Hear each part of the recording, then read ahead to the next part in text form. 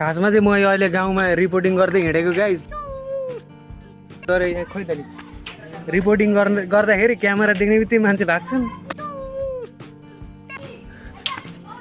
के आइलाग्यो यो मलाई मेस्सी।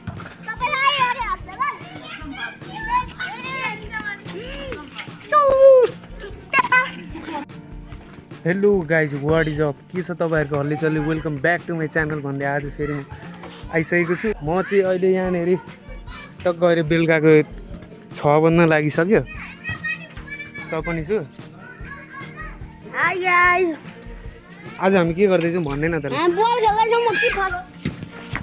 फेरि केटाकेटीहरू बल खेलिरहेको छ। अनि म यहाँनिर टक्क देखाउन आइरहेको छु। यो चाहिँ हाम्रो यो पुरानो स्कुल हो क्या, पुरानो स्कुल भन्दा नि यो त मभन्दा धेरै पुरानो स्कुल हो। म यसको बारेमा तपाईँहरूलाई थोरै डिटेल दिन्छु है त। केटाकेटीलाई हल्ला गरेर पुरानो हाम्रो गाउँको स्कुल क्या, यो मावि स्कुल माध्यमिक स्कुल थियो क्या, यता यता यता। तर अहिले यो चाहिँ एकदमै पुरानो भइसकेको छ। हेरौँ न यस्तो भइरहेछ यसको समस्या।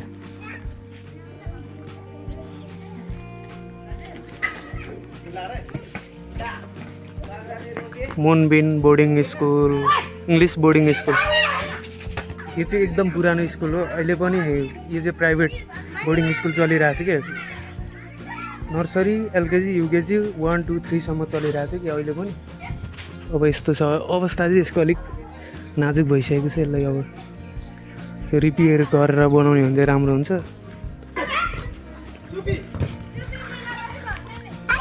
तिमी पनि यहीँ पढेको हो र? कहाँ तल हो?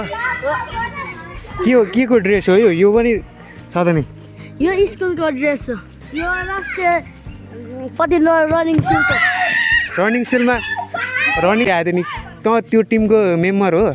होइन, मेरो दिदी हुनुहुन्छ, अनि दिदीलाई दिनुहोस् अनि मैले लगाएको। ए, दिदीको थ्रोबाट लगाएको? टपिक चेन्ज भयो। अहिले त कस्तो रात परिसक्यो, हेर्दा हेर्दै छ्याप्पै रात परिसक्यो। बत्ती बल्न थालिसक्यो मान्छेहरूले। यो सिरिज चाहिँ यस्तो हो क्या, यो सिरिज चाहिँ यस्तो सिरिज हो कि यो ठाउँमा अब होइन, अब सधैँ यतैतिरको मान्छेहरूलाई चाहिँ खासै मतलब नगर्नु, त्यो नर्मल कुरा नै हो। तर यहाँ कोही जो मान्छे आउँछ यो सिरिज खोलेको टाइममा, उसले पक्कै पनि एउटा स्टोरी चाहिँ राख्छ क्या। त्यसमा यस्तो दामी फुलेको हुन्छ कि होइन यो सिरिज। अहिले पनि कस्तो राम्रो फुल्यो होइन, तर अँध्यारो भएर केही देखिन छोडिसक्यो क्या। यत्तिकोमा ठिक छ गाह्रो। अब म यहाँ मेरो केटाहरू यहाँ बसिरहेको दुवैजना, यिनीहरूलाई म एकछिन अब यहाँ इन्टरभ्यू लिन्छु होइन।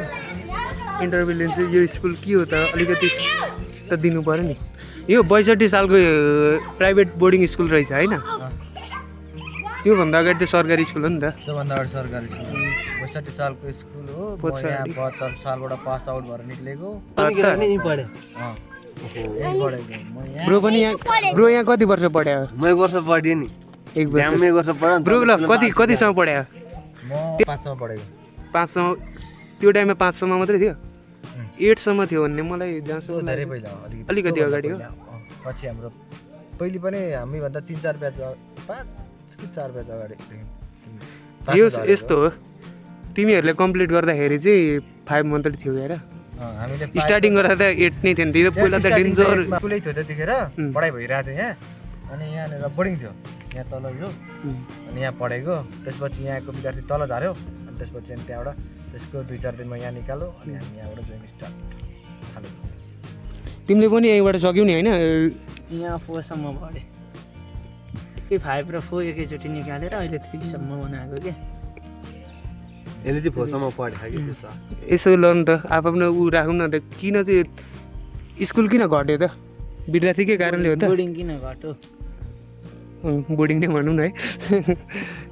किन के यो जनसङ्ख्याकै कमी हो। मान्छे पढ्ने मान्छे नि भएन नि। सिम्पानी मोडल सेकेन्डरी स्कुल त्यो पनि भयो। अनि अर्को यो पछिको यो स्कुलले अब तल इङ्ग्लिस मिडियम नभए पनि मान्छे भ्रममा परेर सबै विद्यार्थी हुँदा पछिको यो भयो नि त। पछिको सरकारले अब सार्वजनिक यो सरकारी जागिर खाएको सहरहरूको चाहिँ सार्वजनिक जागिरहरूको विद्यार्थी चाहिँ प्राइभेटमा पढाउनु पाएन नि त। त्यसपछि धेरै जस्तो विद्यार्थीहरू पनि निस्क्यो क्या, किनकि यो सरकारी उयो त प्राइभेट हो नि त, प्राइभेटमा पढ्नै पाएन। स्कुलतिर जानु पऱ्यो नि त त्यहाँ पनि धेरै विद्यार्थी कम भएको कि यहाँको भनेको मान्छेमा अहिलेको कन्डिसन यस्तो भइसक्यो होइन। पहिला त यो यतातिर नि भर्याङ थियो, यतातिर नि भर्याङ थियो, तिमी हामीले नै थाहा पाउँदाखेरि होइन। यो धाराहरू थियो तर अहिले त छैन। यसको कन्डिसन पनि निकै यहाँ तल के हो? धारा पनि थियो कन्डिसन त लास्टै भइसक्यो नि होइन। लास्ट केही भन्न छ यो देखेर बिस्तारै यो तिमी भन्दा पढेको स्कुल हो नि त। यसको सर्भाइभल अस्तित्व नै सकिन आँटेको हो क्या अब यो बोर्डिङको, किनकि अलिकति अब डेट एक्सपायर हो। डेट एक्सपायर हुन आँट्यो। अब यो संरचनाहरू अब नयाँ पनि भएन होइन, त्यो पनि भएन। विद्यार्थी भित्र टेबल सेबुल झ्यालस्याल आँपी खुस्किन थालिसक्यो। एक दिन भूकम्प आयो भने यो झरेर जान्छ, अलिक ठुलो आयो भने।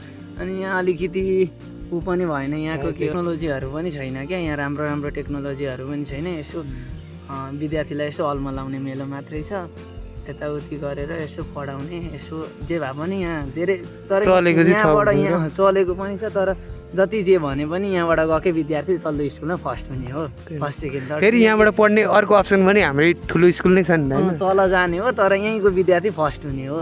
तिमीलाई पहिला यो घरहरू हुँदाखेरिको स्कुल याद छ केही? यो घरहरू बनेकै याद छैन, यो मात्रै थाहा छ। बारी मात्रै छ यो दुइटा यहाँनिर भटमास रोप्थ्यो, त्यही याद छ होला। थाहा छ, यो पनि थाहा छ, भटमासहरू रोप्थ्यो होइन त। यति थाहा छ। हामी त्यो माथि चढ्ने गर्थ्यौँ क्या, त्यो छत थियो उता माथि गर्थ्यो। बुकको खाने नि थियो क्या, त्यहाँ त्यति बुकहरू फाले हुन्थ्यो। बुक अनि त्यो एउटा छाप्ने हुन्थ्यो नि कार्पन, हो त्यो पनि अति धेरै पाइन्थ्यो क्या। त्यहाँ चाहिँ गएर हामीलाई स्पेसल त्यसैको लागि थियो र। स्पेसल भनेको त्यो बुक जब हुन त त्यो केटाकेटीको बेला होइन, चकचको अरू त्यति धेरै खोजिन्थ्यो क्या। त्यहाँनिर त्यो कार्पनहरू त्यो अनेक खोजिन्थ्यो। फेरि त्यहाँहरू कथाहरू पनि राम्रो राम्रो कथाहरूको बुकहरू पाउँछ कि। बेला चाहिँ घर बनाएको थिएन नि त त्यतिखेर त। अब त्यहाँबाट फेरि त्यहाँ चढ्न पनि कस्तो नि बटममा त लगाएको छ क्या, अनि यसै ठाउँ ठाउँमा के लाग्छ न त्यत्तिकै छ क्या। उतापट्टि चाहिँ छ फाल्ने ठाउँ चाहिँ, यतापट्टि फाल्ने ठाउँ छ, बिचमा चाहिँ चढ्ने ठाउँै छैन। अनि झुन्निएर मुहाटी एउटा ढेपेर चढ्नु पर्ने थियो क्या त्यो बेला होइन। अनि माथि बटम थियो, बटम लड्यो भने मुनि झरि नै हाल्यो एक त। बटम गयो त्यो दुलाबाट हेऱ्यो यो घर बनाएको थियो, त्यो घर भर्खर बनायो, यो पनि भर्खरै बनायो होइन। यो पनि भर्खर यो पनि बनेको थाहा छ होइन। त्यहाँदेखि उता चाहिँ पुरा अब गाउँ देखिन्थ्यो, उताको गाउँ देखिन्थ्यो, तल हस्पिटल भन्ने एरिया पुरै देखिन्छ नि त माछा टेरा त। अब अहिले चाहिँ घरहरू भने अलिकति गाह्रै हुन्छ होला माथि देखिन चाहिँ। अनि पहिलाको ठाउँ भनेको राम्रो थियो घरहरू नबन्दा चाहिँ। तर अहिले घर भन्नुहोस् सहर चाहिँ बढ्यो, ध्यान नि सिम्पानी बजार बढ्यो तलदेखि। मैले थाहा पाउँदा फेरि त्यो मना सरको मात्रै थियो, त्यहाँदेखि यता आउँको थिएन। अहिले त्यहाँदेखि यस्तो गाउँहरू बढिसक्यो, माथि टाढा पनि पुगिसक्यो बजारको लाइन होइन। उताको पनि धेरै लाग्छ, अहिले उता अब पारि नै पुग्न आँटिसक्यो लाइन। बाटो एरिया यस्तो आउँथेन, अहिले सब थोक नियन्त्रण भयो। तर सदुपयोग भन्ने चाहिँ केही कुरा पनि छैन। यो यहाँको वाल लास्टै याद आउँछ नि मलाई। अहिले जसरी हामी यहाँनिर अहिले केटाकेटीको फुटबल हेरियो त्यो बल कस्तो मजाले सेफ्टी हुन्थ्यो, बल सेफ हुन्थ्यो। अब जब जाडो महिना बस्ने ठाउँ थियो, जाडो महिना जब आउँथ्यो नि, अनि बाहिर निक्लेर त्यो वालमा बस्ने बसेर पढ्न लास्टै मजा आउँथ्यो कि। बाहिर लाइन बसेर यता वालमा यता बसेर पढ्न काम टक्क आउँथ्यो। बोर्डको त के भन्ने यसमा त खासै तर यो गर्मीमा चाहिँ एकदम गएर बस्नको लागि चाहिँ लास्टै मजा हुन्थ्यो क्या। अरू त त्यस्तो केही छैन होइन। अब बच्चामा त्यही त हो, जाडोमा यता त्यो गर्मीमा त्यता।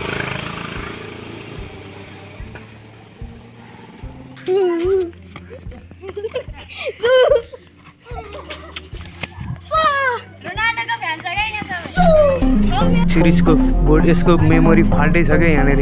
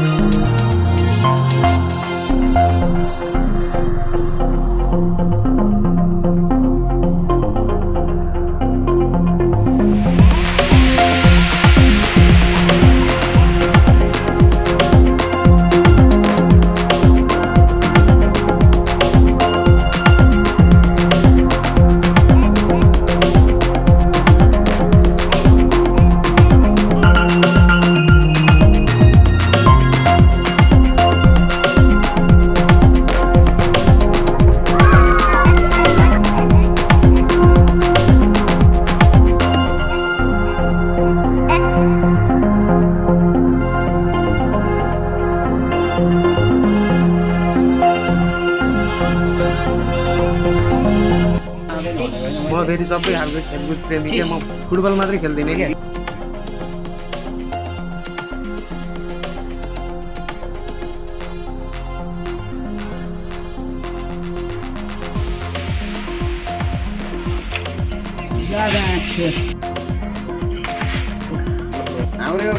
त्यतिको हो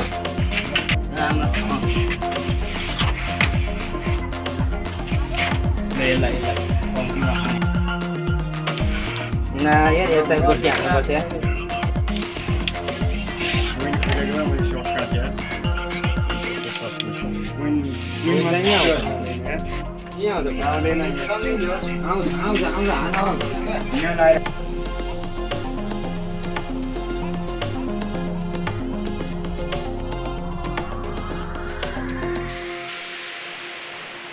बोर्ड पनि हाम्रो गाउँमा एकदम फेमस छ रबिन दाईको क्यारम बोर्ड भनेपछि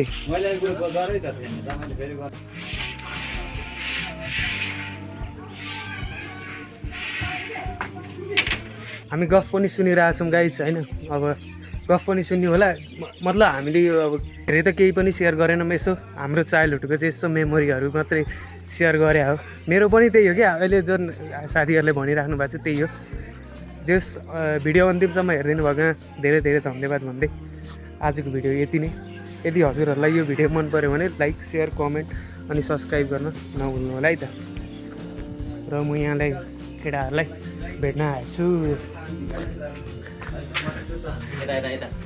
हेलो हेलो हेलो दाइ के छ यो भिडियो के हो भिडियो होला केही भन्नु ल भिडियो नै भइरहेको छ अब यो के हो मेरो ब्लग हो भलग हो अँ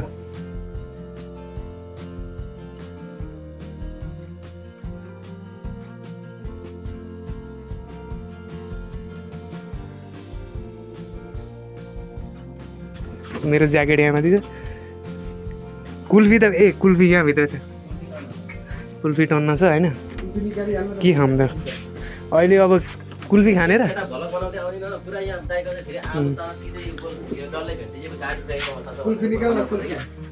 ल दाइले तरकारी यो खानाको लागि बनाउनु हुँदैछ होइन आलु र डल्ले भिन्डी डल्ले भिन्डी तिते